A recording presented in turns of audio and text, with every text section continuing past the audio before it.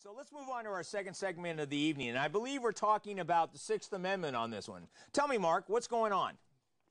Well, Constitutional Corner, in Monticello, New York, there was a mayor, Gordon Jenkins, was arrested for a DUI on November 16, 2013.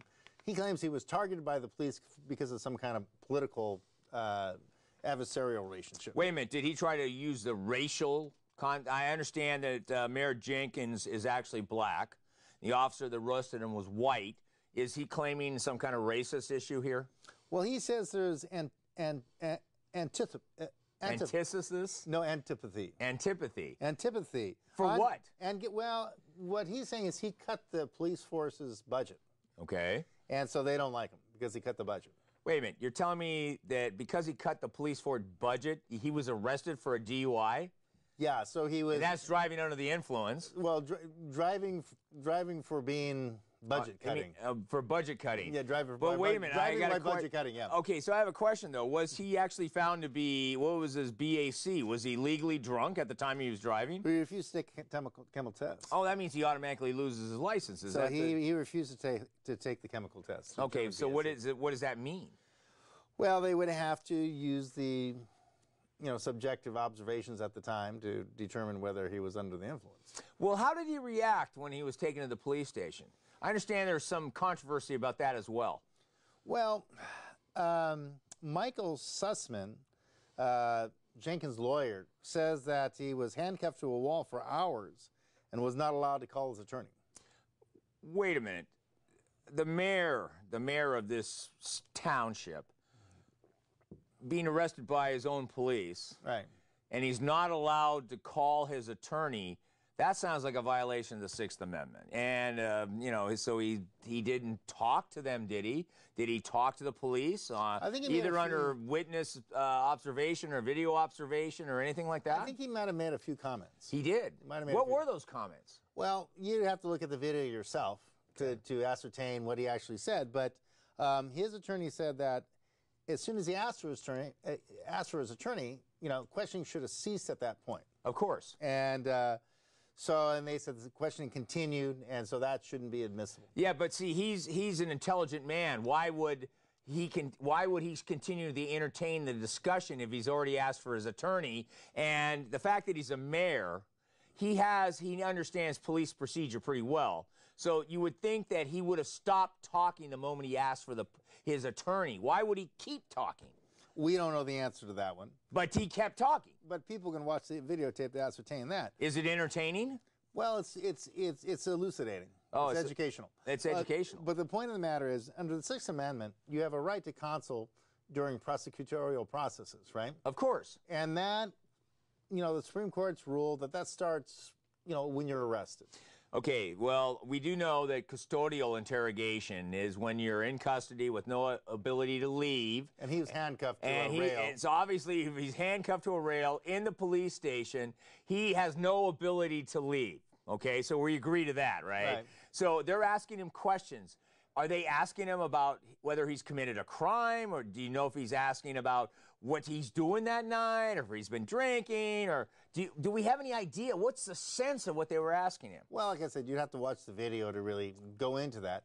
But the point was, the big issue is that when you ask for your attorney, the police are not supposed to. They're supposed to stop. They're supposed to stop immediately. Right there. Stop there. Now there's a difference. Now, if you said that I want to remain silent, they can wait a little while and see if they can get you talking again. Right. So that's not really an effective way of claiming your rights. No, you got to say, I want my attorney, because that's actually using your right properly. Right. And he did that, and the police didn't recognize that right. Why'd they keep him chained to a wall? Well, the story, as far as I can ascertain, is that the mayor had made budget cuts to the police force. And the police force said, well, since we're having budget cuts, we can't heat the jail cells anymore. So they're saying, well, we couldn't put you in a jail cell because it would have been too cold, so we handcuffed you to a handicap rail in one of the offices. But it didn't really look like he could sit down or use the restroom or something like that. So it looked like kind of a... Well, I mean, how long was he handcuffed? His lawyer claims he was there for 7 hours. 7 hours? Right. Normally, police, normally police don't even hold drunk drivers for that 4 long. hours. Yeah, they hold them for 4 and let them go when they're sober. So they stumble out. This is handcuffed to a rail, not being able to really sit down or stand up or lie down, handcuffed to a rail for 7 hours with no attorney. Well, I think there's something wrong here. Now, has the mayor decided what he's going to do with this police force now? Well, besides major cutbacks. Yeah, I think they might have some more cuts. Yeah. But anyway, that's still going on. But another, similar to this case, now that, we talked about the forced blood test. Of course. The Supreme Court said they can't. Used to be they could force you to take a blood test, right? You say, I don't want to take a test. They strap you down and take a test, without a warrant. Right. Well, what they have been doing is the moment you say no, they say, oh, yeah. They throw you on the table. They bring in a phlebotomist. They're popping the blood out of you, and that's how they're convicting you. But here, now that the Supreme Court has ruled that you have to have a warrant. So now in some counties in Georgia, right, they get the warrant, and they're forcibly, getting the blood test from people. Well, how fast can they get a warrant? I don't know, but they say if you refuse a breathalyzer, they get the warrant, and they do the blood test, and they forcibly draw the blood. So they're saying this is good for conviction. I got to tell you something. First of all, alcohol in the system is a fleeting part of the system. Evidence, yeah, the evidence is going away. So do they have a judge on call to be able to get warrants to do drunk driving, blood removals? I don't understand how that's playing out here, Mark. Well, apparently they've got the warrants in several cases, and they're forcibly doing blood draws. So that means a judge is literally on call at 24 hours a day, and they can just call the judge from and get midnight to 3. Now, do they take blood from the good mayor?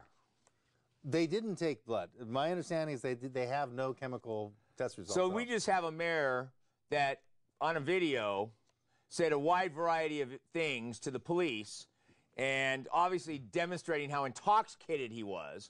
And that they're not going to be able to charge him with anything? Well, I think my understanding of it, he was driving by an accident or a collision or something. He stopped to kind of check in to see what was going on.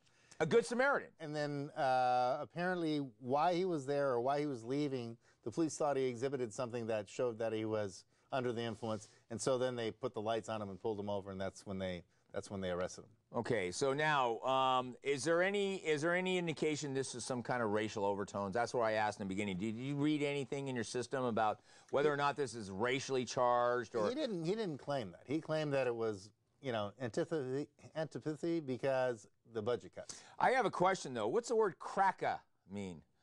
I don't know. Okay, because I do understand he said the word. There's some really cute things he did say, and part of it was effing cracka, something like that. I don't know. You have to watch but isn't cracka mean white? I think you have to watch the video to determine all that kind of stuff. Okay, well, we should have the video. The main thing is... We should get the video. This would be entertaining. That's the video. Yeah, the video's public record, Gordon Jenkins. But, I mean, the main thing is that this guy asked for his attorney. Yeah. The police didn't let him have it. Yeah. And that's a violation. We need to follow up on this, Sixth Amendment right. Let's just find out what happens with the good men. Let's move on to our last subject.